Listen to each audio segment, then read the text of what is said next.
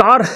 दिल, दिमाग, अंतरात्मा बड़ी व्यथित है और यह व्यथा समीक्षा अधिकारी के परीक्षा को लेकर जो बाजार गर्म है कि परीक्षा आउट पेपर जो है वो लीक हुआ या नहीं हुआ।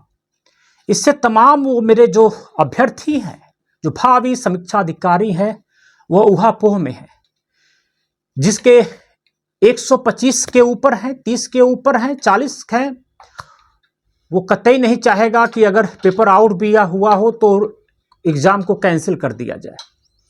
जो 110, 108, 95, 96 पे होंगे, उनकी व्यथा होगी कि काश हे भगवान पेपर आउट हो और ये परीक्षा को कैंसिल कर दिया जाए।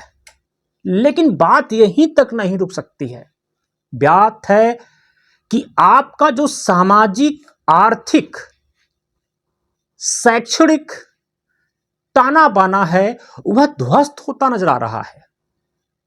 अगर पेपर लीक हुआ है तो सरकार को चाहिए कड़ी से कड़ी कार्रवाई करे ताकि एक नजीर पेश हो। जो लोक सेवा आयोग के संदर्भ में सरकार के जो पिछले कामों को देखा जाए, अगर जो सीबीआई जांच बैठी उसके स्पीड को हम देख लें तो उससे एक निराशा का माहौल व्याप्त होता है। निराशा का माहौल कैसे व्याप्त होता है कि जब सीबीआई ही कुछ नहीं कर पाई, जो पूर्व के करप्शन जिसका चार्ज, अगर करप्शन नहीं था तो सीबीआई जांच के लिए आदेश आपको नहीं करना चाहिए था, और उस सीबीआई आदेश एक लंबे समय तक चली आई। उसके अगर इतिहास और उसके परिणाम को देखा जाए तो ये काफी कठिन समय हो जाता है कुछ कहने के लिए कि आगे क्या होगा।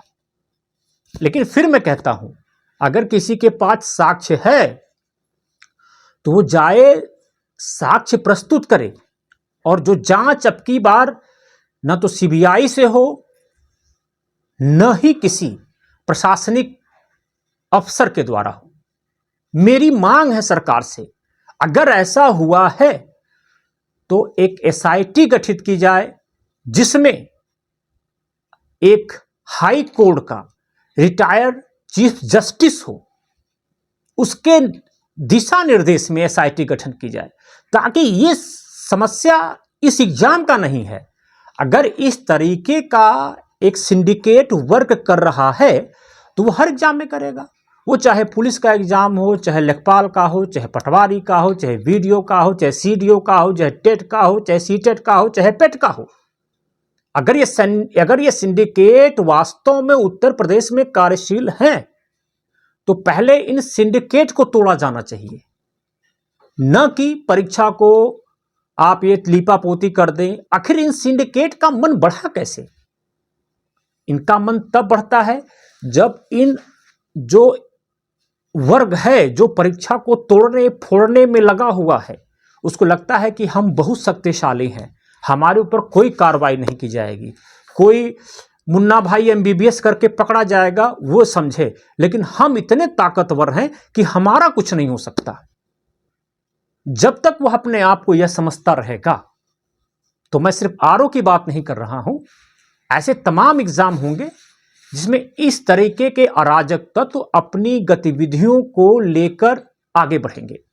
इसका जीता जागता एक उदाहरण है कि इन अराजक तत्वों के दिल में डर नहीं है, इसलिए अक्सर आप लोग देखते होंगे कि एसटीएफ, पुलिस, एलआईयू, सीआईडी ये क्या करते हैं कि एग्जामिनेशन के 24 घंटे पहले 10 लोगों को अरेस्ट कर लेते हैं, 20 घंटे पहले 10 लोगों को अरेस्ट कर लेते हैं। आखिर इनके मन में खौफ क्यों नहीं है कि ये गलत है, अगर हम पकड़े जाएंगे तो हमारे ऊपर तगड़े और हमको बहुत तगड़ा रूप से दंडित किया जाएगा।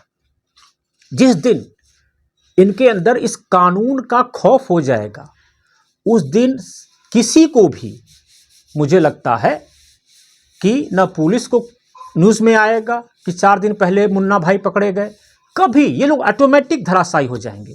तो सबसे पहले मेरी सरकार से अनुरोध है कि वो इन सिंडिकेट को तोड़ें। एग्जामिनेशन आज नहीं, अगर लीक हुआ है तो उसको री एग्जाम कराएं, लेकिन री एग्जाम कराने की भी कोई गारंटी नहीं होती कि ये सिंडिकेट हावी ना हो। ये पहले इन सिंडिकेट, इनके रिसोर्सेस, इनके संसाधन, इनके सोर्स सबको तोड़ा जाना चाहिए और कड़ा से कड़ा एक्शन लेना चाहिए ताकि वो नजीर बने किसी भी परीक्षा के लिए।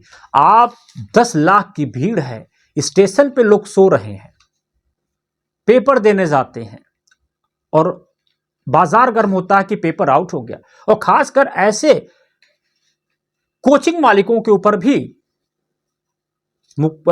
सरकार को कार्रवाई करना चाहिए जो फाल्स खबर फैलाते हैं। अगर सही खबर फैलाएं तो उनको सरकार को सम्मानित भी करना चाहिए। अगर सरकार की नजर में लगता है कि उनके द्वारा ये फॉल्स न्यूज या फेक न्यूज मार्केट में लाया गया है तो सरकार के खिलाफ कार्रवाई करनी चाहिए। सरकार स्वतंत्र है, लेकिन सरकार को सबसे पहले इस सिंडिकेट को तोड़ना ही होगा। नहीं तो क्या 2024 का एग्जाम, क्या 2025 का एग्जाम, क्या 2026 का एग्जाम, ये इनका अस्तित्व रहेगा। ये हर में छेड़खानी करेंगे जिससे एक मनोबल गिरता है उन विद्यार्थियों का। उन विद्यार्थियों के साथ साथ उनके मां बाप का भी मनोबल गिरता है।